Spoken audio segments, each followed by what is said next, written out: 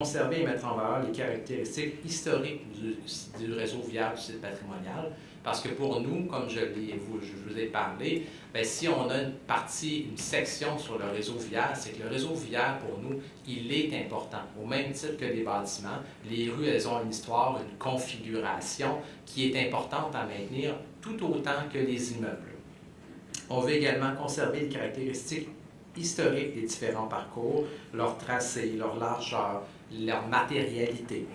On veut également favoriser la conservation des espaces ouverts anciens, notamment des parcs, des places publiques, qui elles-mêmes ont une grande histoire. C'est par exemple, si on parle de la place d'Armes, bien, vous allez retrouver dès le début du 19e siècle des représentations de la place d'Armes. Donc, c'est un endroit qui est valorisé, donc qui est aussi important encore là que certains bâtiments du site patrimonial.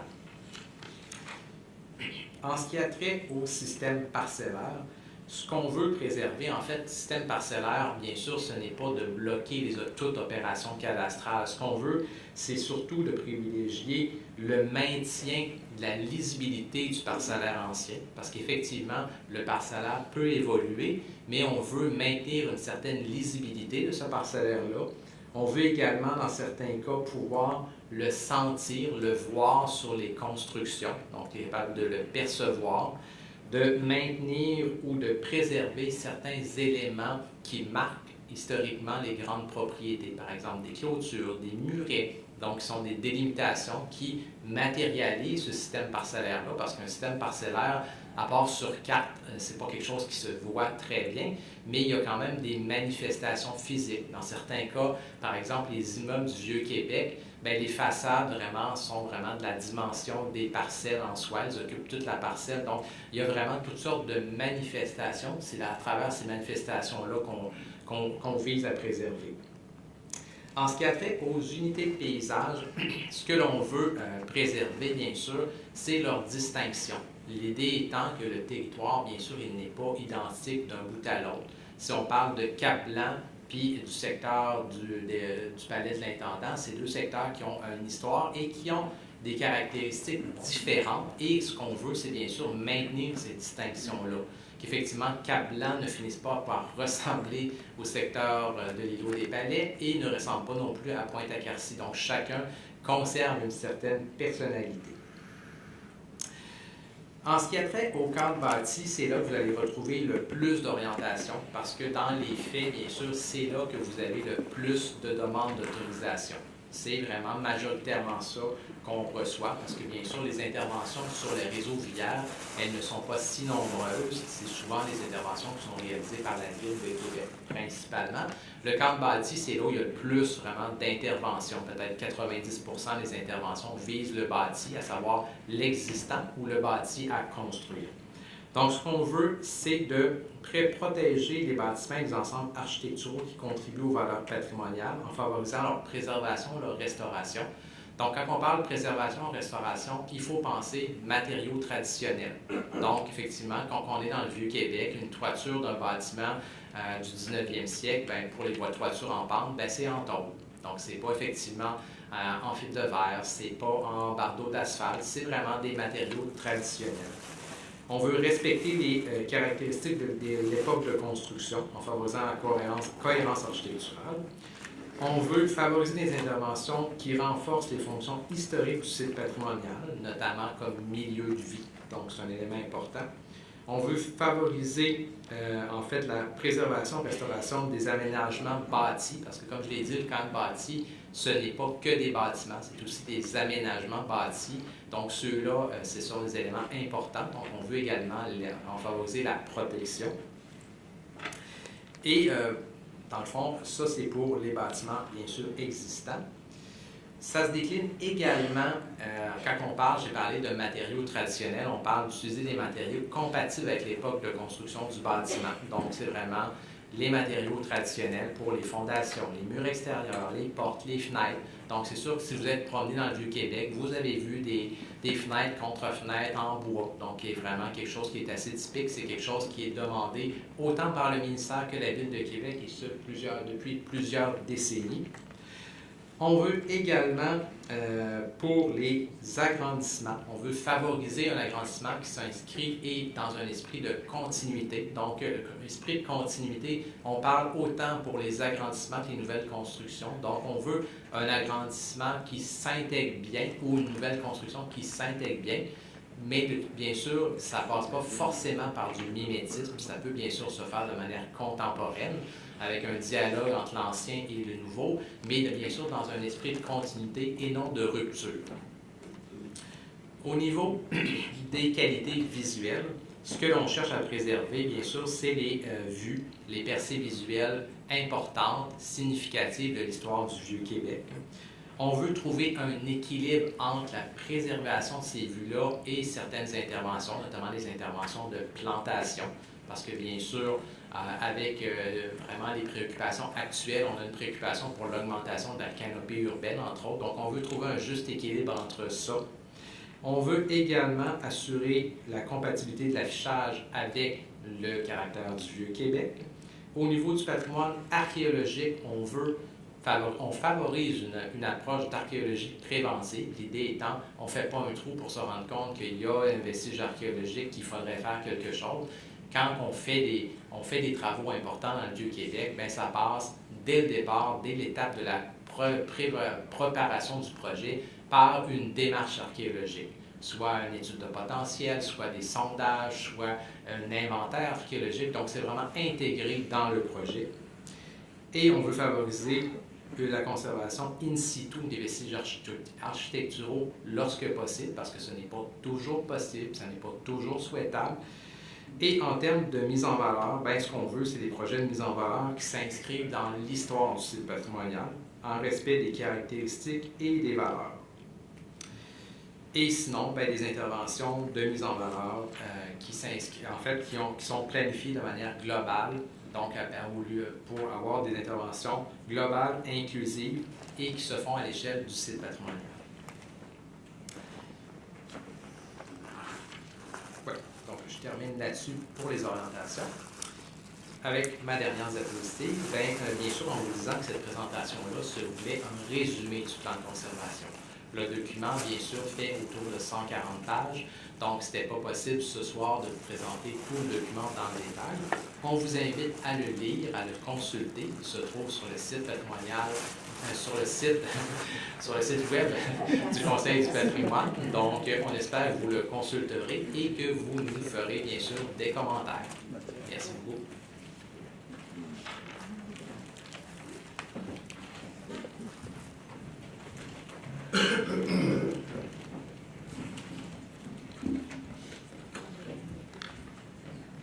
Donc, merci M. Lizotte, merci M. Pinault. Alors, je prends même le temps de me prendre une gorgée d'eau moi aussi. Alors, avant d'entamer la période de questions, j'aimerais préciser quelques règles. Alors, notre objectif, c'est de vous entendre, bien sûr, particulièrement pour poser des questions à nos amis du ministère sur précisément la compréhension de ce plan de conservation. Puisque l'expression de vos opinions aura lieu plutôt lors de la séance d'audience qui est prévue le 17 avril. Je vous invite aussi à vous identifier tout d'abord, puisque chacun de vos propos seront transcrits. Alors donc, si vous voulez bien vous nommer. Et évidemment, de nous adresser des questions claires, directes et sans préambule pour favoriser la prise de parole du maximum de personnes et de vous limiter idéalement à 2 questions par personne afin, encore une fois, qu'on entende le maximum de personnes. Alors, on a 2 micros, je vois qu'ils ont été déplacés un petit peu pour qu'ils soient dans la lumière pour qu'on vous voit. De chaque côté de la salle, voilà. Et on va, c'est ça, on pourra peut-être utiliser à l'écran les éléments du plan de conservation. C'est la raison pour laquelle il y a ce grand espace entre nous, pour que vous puissiez vous y référer aussi. Alors, on vous invite à vous lancer, on veut vous entendre. Bonsoir, Marc Côté, résident depuis plus ou moins 35 ans dans le Vieux-Québec. Aucune référence professionnelle, contrairement à beaucoup de gens, quand même. Mais je pense que c'est ce que vous voulez entendre aussi. Alors, moi, j'ai deux questions. La première, très neutre. Quel est le calendrier d'approbation après cette consultation-là du 17 avril? C'est-à-dire, concrètement, le cadre qui serait final, après analyse, correction, etc., deviendrait le cadre de référence pour la Ville de Québec, qui est l'entité qui nous intéresse pour les gens qui sont présents ce soir. Si je peux poser ma deuxième question, ou bien j'attends. On va peut-être d'abord répondre à la première, M. Pinault. Comme le disait Mme Ouellette, ce soir, c'est la soirée d'information. Le 17 avril, il y aura la soirée de consultation. Par la suite, le Conseil du patrimoine culturel du Québec va formuler son avis à la ministre. On peut comprendre que ça devrait se faire fin de l'été ou cet automne. Par la suite, la ministre sera saisie des avis, pourront intégrer les commentaires qui seront faits, de sorte que le plan de conservation final pourrait être approuvé d'ici la fin de l'année 2019 ou au début de l'année 2020. À partir de ce moment-là, il sera en vigueur et il devra être appliqué. Deuxième question, on tourne un peu plus sur l'os. Comment on doit voir les changements ou améliorations que je ne suis pas capable, n'ayant jamais travaillé dans le domaine, ni comme urbaniste, ni comme architecte, promoteur, comment je dois être capable de voir les changements, les améliorations qui ont été apportées par ce projet-là versus l'actuel qui régit, ou qui encadre, excusez-moi, qui encadre la Ville de Québec, qui maintenant, comme entité déléguée, essaie d'appliquer vos orientations, tant du Conseil que de la ministre? Mais, vous savez, je pense que d'entrée de jeu, c'est important de faire une distinction entre la réglementation municipale et la loi sur le patrimoine culturel. La réglementation municipale est administrée par la Ville de Québec, qui a un pouvoir réglementaire. Donc, un pouvoir réglementaire, c'est très bien balisé, des hauteurs spécifiques à respecter, des marges de recul à respecter. En contrepartie, la ministre de la Culture a un pouvoir discrétionnaire, ce qui fait en sorte que chaque projet est regardé au cas par cas. L'objectif du plan de conservation, c'est d'y aller avec une plus grande transparence, justement, envers les citoyens, pour qu'ils puissent avoir un guide pour l'élaboration de leur projet.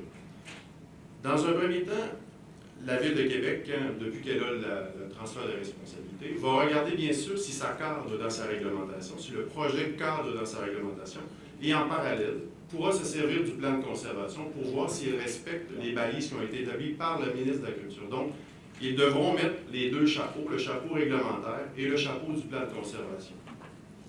Je ne suis pas sûr, je vais vous répondre en partie, mais ma question principale est à l'effet, y a-t-il un endroit sur le site du Conseil ou du ministère qui me permet de voir quel est le cadre actuel ou le plan de conservation? Peut-être celui-ci est très bien fait, il va beaucoup plus loin, mais je dis ça, je suis peut-être complètement collé de la traque. Je ne suis pas capable de comparer à quelque chose d'actuel.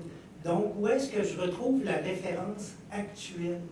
En fait, il n'existe pas. C'est ça, c'est Donc, le c'est pour premier. ça que, tantôt, quand je parlais de la mise en place de la conservation, c'est que jusqu'à présent, le ministère n'avait aucune obligation de produire ce type de document-là, ce qui est fait qu'il n'y en avait pas. Donc, une des grandes améliorations, bien sûr, c'est le fait qu'elles soient écrites, nos orientations. Parce que jusqu'à présent, comment ça fonctionnait, c'est qu'il y avait un projet qui était présenté, il y a une analyse qui était faite seulement sur ce projet-là. Puis après ça, ben, il y avait un autre projet qui était présenté, une analyse qui était faite sur celui-là. Puis bien sûr, ces analyses-là, elles étaient faites au fil du temps, nécessairement. Elles s'additionnaient d'année en année, elles étaient faites par différents chargés de projet. C'est une réalité. Ce qui fait qu'il n'y avait pas de référentiel complet, global, décrit. Dans ce cas-ci, la grande amélioration, c'est vraiment que toutes ces orientations, elles soient vraiment écrites. Et bien sûr, le plan de conservation, il va avoir une certaine pérennité. Ce n'est pas quelque chose qui va être publié, puis après ça, retiré après 2 ans. Ce qui fait qu'on va pouvoir s'assurer que dans le temps, ben, à intervention similaire, contexte similaire, ben, on va avoir une réponse qui est la même et qui va être celle qui est discutée ici, donc ce qu'on retrouve dans le document. Je vais laisser la chance à d'autres. Parfait. C'est gentil. Merci beaucoup, M. Bocquet.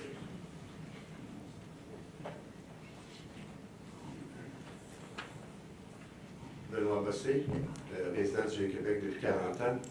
Je suis aussi urbaniste et je ne veux pas me vanter en disant ça. Là. J'ai travaillé 35 ans au ministère des Affaires municipales à la direction de l'aménagement et de l'urbanisme. Donc, je sais un petit peu de quoi on parle. Là. Et c'est pour ça, ma première question, vous parlez d'orientation. Quelle est la valeur contraignante de vos orientations? Qu'est-ce que veut dire par contraignant? Est-ce que la Ville de Québec, en l'occurrence, puisque c'est elle qui va l'appliquer, est-elle obligée de respecter vos orientations? L'objectif, comme je vous le disais précédemment, c'est d'avoir un pouvoir discrétionnaire. Donc, les balises qui sont établies par le plan de conservation devront être bien entendu suivies par la Ville de Québec, puisqu'elle a maintenant le pouvoir. Mais elle ne pourra pas l'appliquer intégralement comme sa réglementation. L'objectif aussi est d'aller chercher le plus possible d'orientations qui pourront baliser l'élaboration des projets, sans toutefois inévitablement toutes les appliquer. L'objectif est de trouver une médiane qui va faire en sorte que le projet s'insère bien dans le milieu qui est le Vieux-Québec. Mais À cet égard-là, je vous suggérais de changer de nom, parce qu'au niveau gouvernemental, vous êtes un ministère, vous êtes un organisme gouvernemental.